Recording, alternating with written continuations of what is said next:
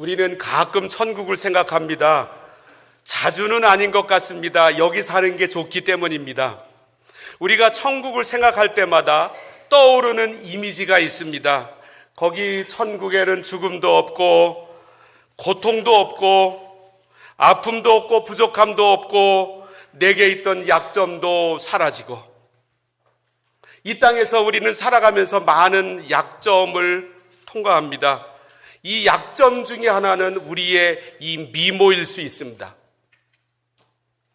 얼굴이 안 생겨서 답답했습니다. 억울했습니다. 내 노력으로 이렇게 태어난 것은 아니었는데. 그런데 천국에 가서도 안 생긴 모습이 계속되겠습니까?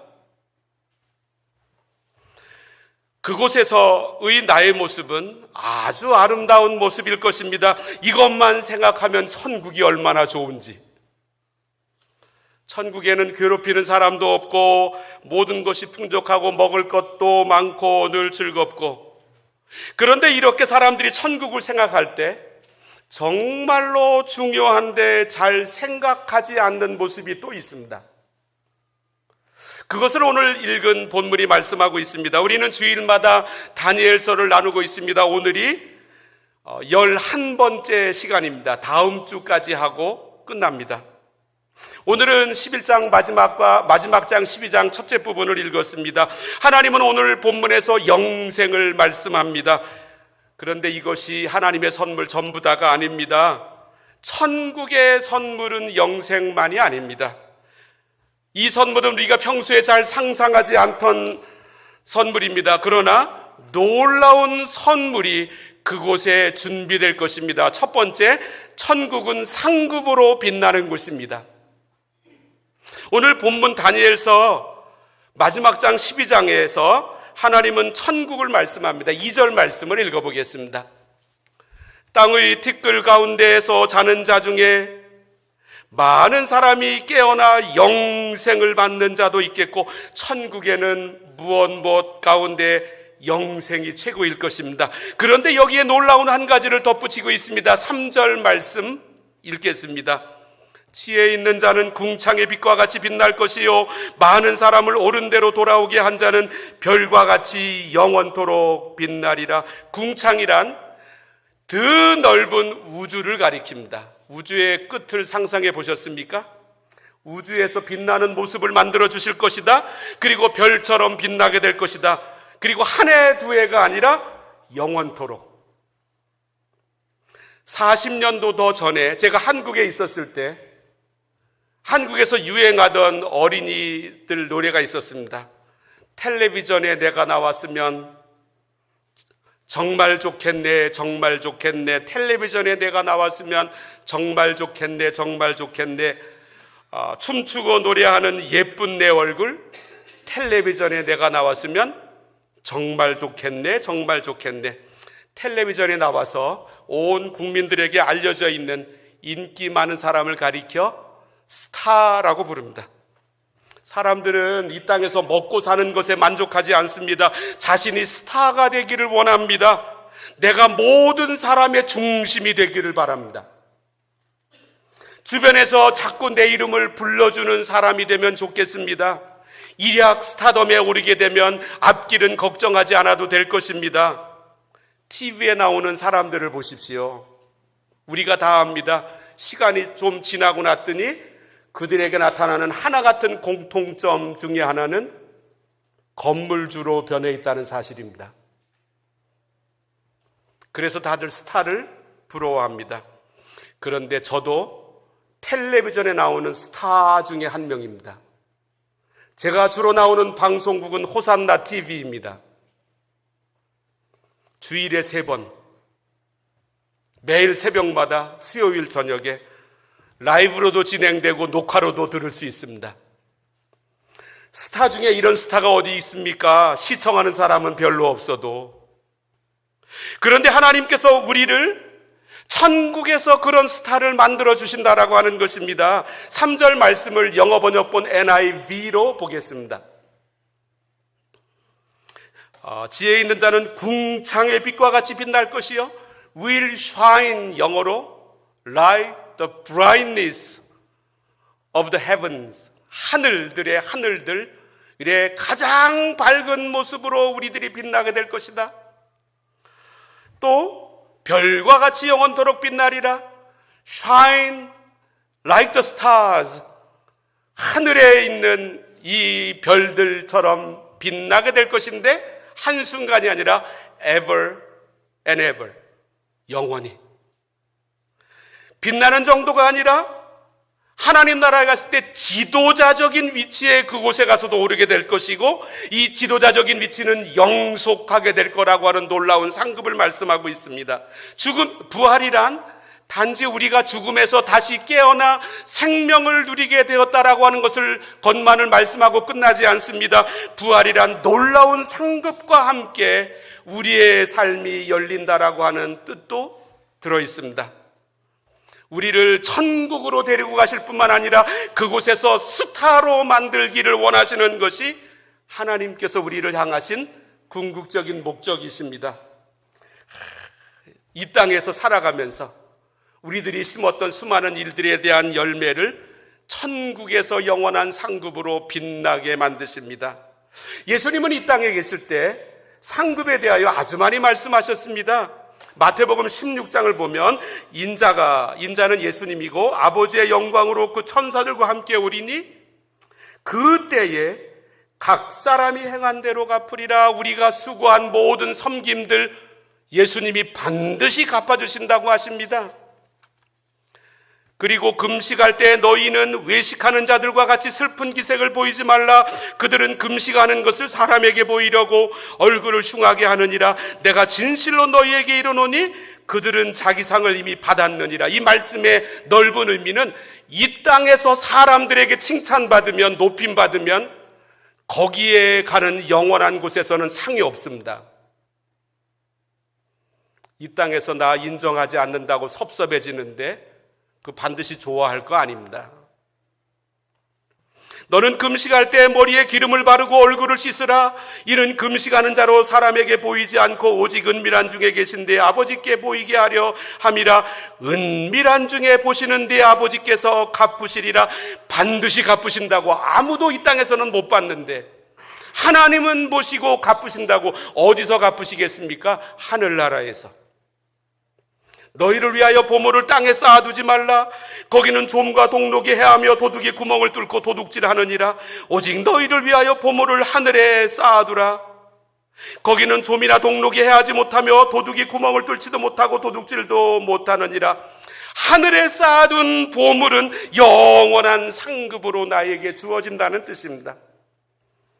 나사로의 이야기도 상급을 말씀하고 있는데, 아브라함이 부자에게 이르되 너는 살았을 때 좋은 것을 받았고 나사로는 고난을 받았으니 이것을 기억하라. 이제 그는 여기서 위로를 받고 이 땅에 살 때는 천대를 받았는데 하나님 나라에 갔을 때는 놀라운 하늘의 상급과 위로가 가득했다라고 하는 뜻입니다.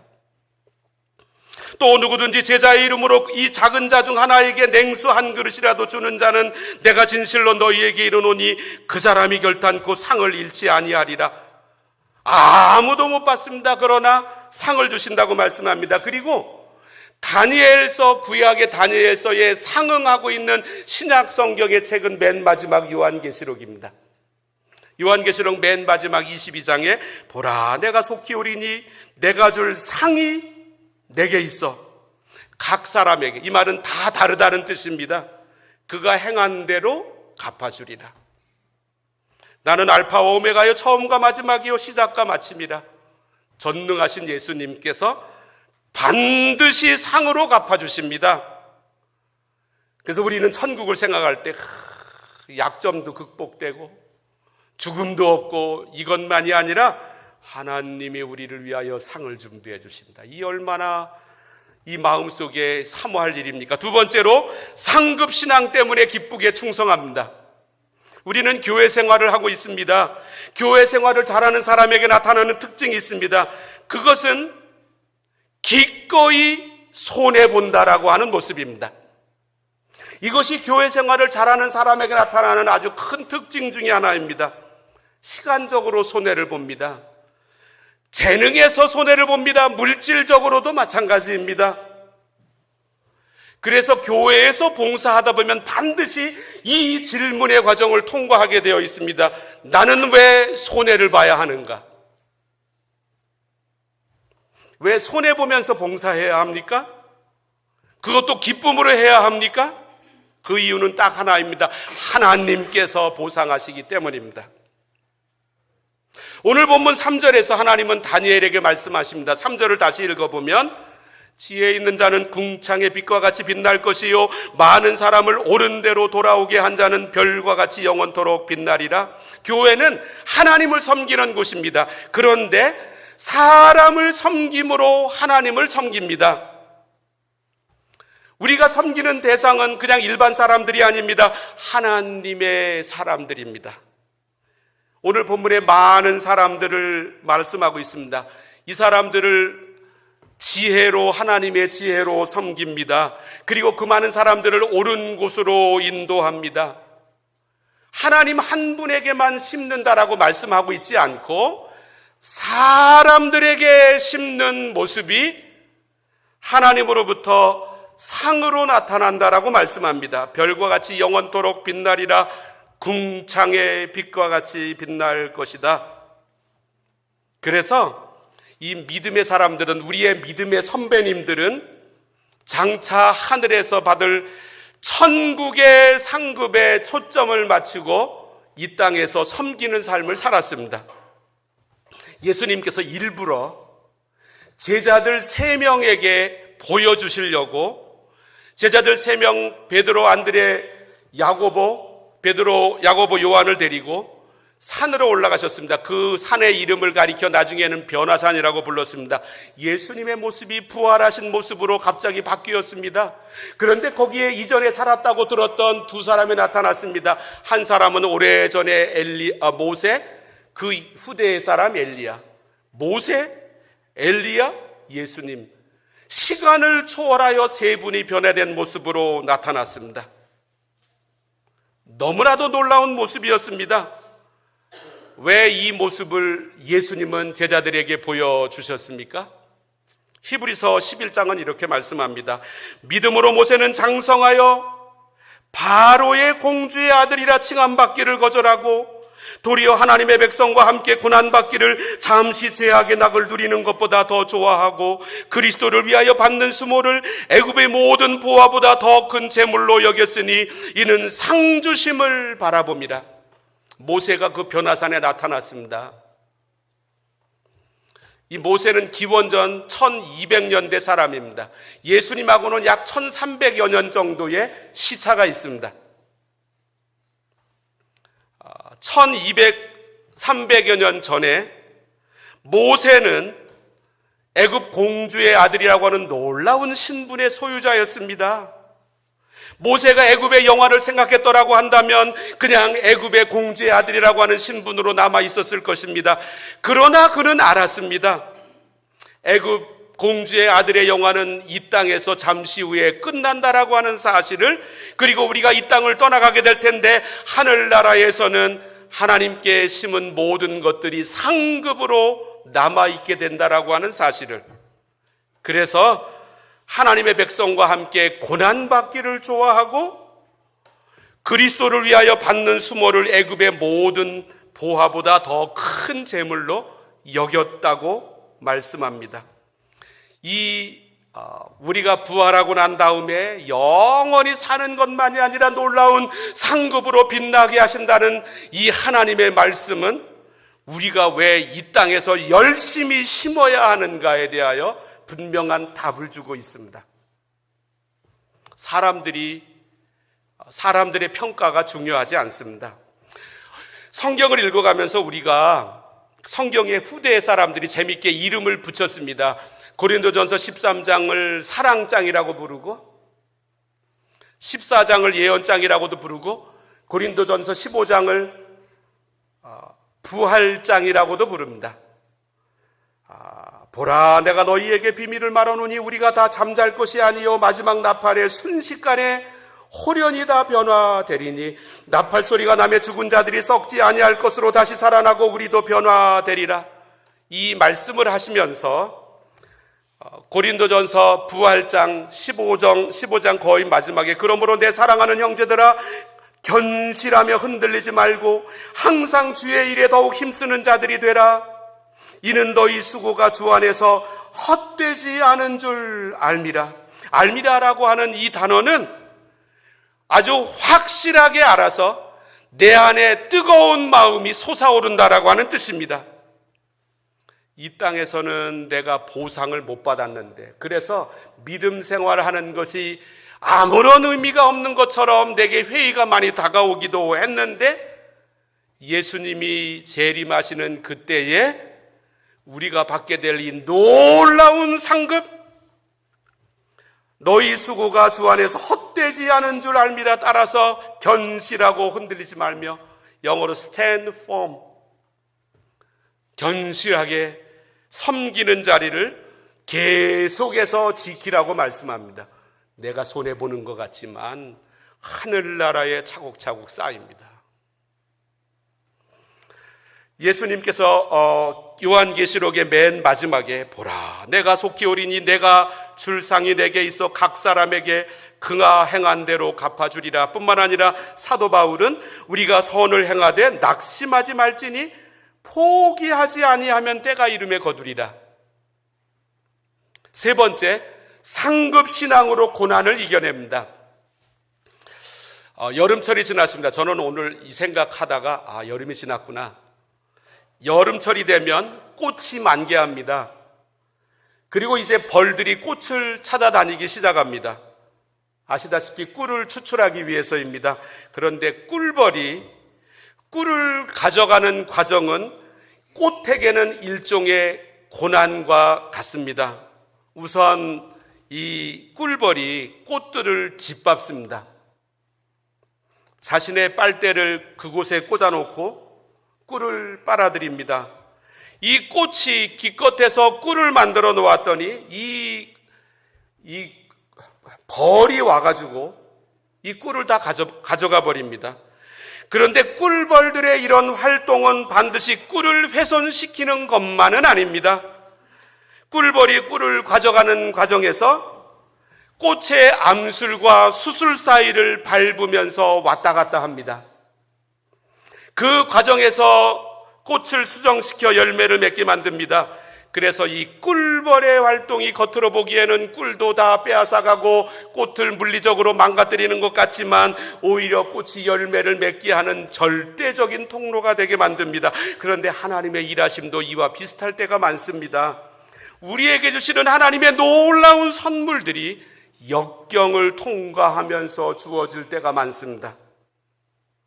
다니엘서를 우리가 1장부터 보았고 오늘이 11번째 시간인데 전반부에는 하나님의 일하심이 놀랍게 나타납니다.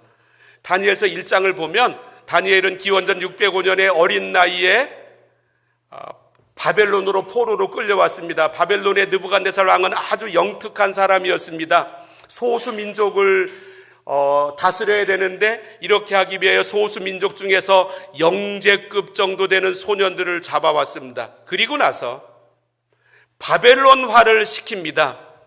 왕의 음식을 3년 동안 먹게 만듭니다. 제가 거의 35년 전에 온테리오주로 유학을 왔는데 교회 집사님 한 분이 저에게 이런 말씀을 하셨습니다. 저보고 전도사님, 우리들이 타고 다니는 차는 아래 등급으로 못 내려갑니다. 좋은 차 타다가 싸구려 차를 타게 되면 차에 소리가 나서 못 탑니다. 진동도 심하고. 그래서 좋은 차 타다가 아래 등급으로는 못 내려갑니다. 느부갓네살 왕은 피정복지의 소년들을 데려다가 왕의 산의 진미를 3년 동안 먹게 만들었습니다. 이 음식을 먹으면 더 이상은 이제 히브리 사람이 되지 못합니다. 그런데 거기에는 히브리 음식 코드에 맞지 않는 음식이 있어서 다니엘은 거절합니다. 그 대신에 열흘 동안 시험해 보라고 누구의 얼굴이 더 밝은지 하나님께서 다니엘을 도우셨습니다. 그 뒤이어 3장에 또 어려움이 왔습니다. 느부갓네살 느부갓네살 왕이 금으로 신상을 만들었습니다. 모두에게 이 금신상에 절하라고 말씀했습니다. 이 절하지 않으면 풀무불에 용광로에 집어넣겠다고 말했습니다. 다니엘은 절하지 않았습니다. 그런데 하나님이 구출해 주셨습니다. 그리고 다니엘서 6장을 보게 되면 이제는 어느 신에게나 한 달 동안 기도하게 되면, 예배드리게 되면 사자굴에 집어넣는다라고 하는 왕의 도장이 찍혀서 전국에 반포되었습니다. 다니엘은 이 사실을 알고도 예루살렘을 향한 창문을 열고 기도했습니다. 그런데 하나님께서 사자굴에서 구출해 주셨습니다. 그런데 다니엘의 후반부에 들어가면서 특별히 10장, 11장, 12장을 통과하면서 거의 반대의 모습이 나타납니다. 북방 왕이 온갖 권력을 잡습니다. 그리고 주변 나라를 다 침략하더니 예루살렘을 초토화시킵니다. 11장 40절을 읽어보겠습니다. 마지막 때에 남방왕이 그와 힘을 겨룰 것이나 북방왕이 병거와 마병과 많은 배로 회오리 바람처럼 그에게로 마주와서 그 여러 나라에 침공하여 41절 그가 또 영화로운 땅에 들어갈 것이요. 영화로운 땅은 하나님께서 복을 내리신 이스라엘을 가리킵니다. 45절도 읽어보겠습니다. 그가 장막궁전을 바다와 영화롭고 거룩한 산 사이에 세울 것이나, 이 침략 때에 수많은 사람들이 구출을 받지 못했습니다. 전사했습니다. 그런데 다니엘서 1장, 3장, 6장에 나오는 극적인 반전은 이루어지지 않았습니다. 그래서 그 땅에서 죽어가던 사람들은 이렇게 취급받았습니다. 오늘 말씀 2절을 읽어보겠습니다. 12장 2절. 땅의 티끌 가운데서 자는 자 중에서 믿음을 지켰는데 손해를 보았는데 이 땅에서 티끌과 같은 먼지와 같은 존재로 사라져 버렸습니다. 그런데 그렇게 허무한 죽음처럼 당했던 사람들이라고 주변에서 여겼는데 하나님께서 3절에 놀라운 상급으로 보상하신다라고 하는 말씀입니다.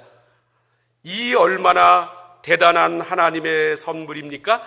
이 하나님의 선물에 대한 마음의 확신 없이는 우리가 예수 믿으면서 당하는 고난을 이길 힘이 솟아나지 않습니다.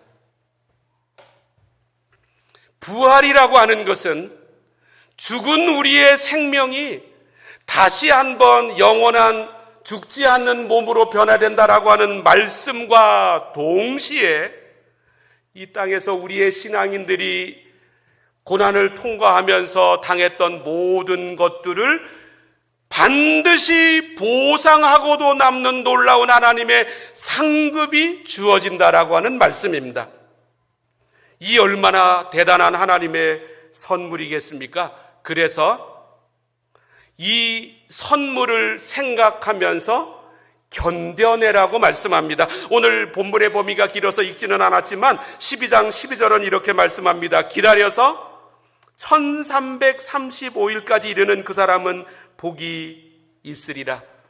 이제 이 어려운 기간을 통과하게 될 텐데 이 기간을 잘 견디고 믿음으로 살아가는 사람은 하나님께서 천국의 상급으로 별과 같이 영원토록 빛나게 하실 것이고 궁창의 빛과 같이 빛날 것이라고 말씀하고 있습니다. 바로 우리 부활하고 난 뒤에 천국에서 주어지는 이 놀라운 상급은 우리가 통과할 수도 있는 이 땅에 있는 모든 어려움들을 능히 견디게 만드는 하나님의 놀라운 선물입니다. 하나님은 이 믿음의 길로 우리를 부르고 계십니다.